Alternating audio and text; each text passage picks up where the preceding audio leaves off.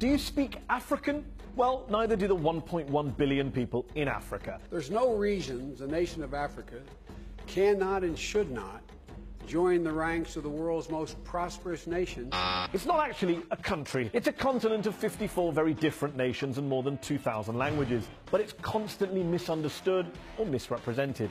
Any mention these days of what was once called the Dark Continent conjures up lazy images of war, famine, corruption, or disease. Who has time to mention the 22 Nobel laureates from 9 different African countries, right? And guess where 4 of the 10 fastest growing economies in the world are located? Not in Europe. Yep, they're in Africa, which of course has issues with poverty and inequality. But let's not forget that 1 in 3 Africans is middle class, and the continent is one of the fastest growing markets in the world for mobile phones. And guess which one of these 2 places is in Africa? Wrong. But all this growth comes from foreign aid, right? That's where most of the money comes from, surely. From Western handouts. Nope, not true. In fact, foreign aid represents only 2% of Africa's total GDP.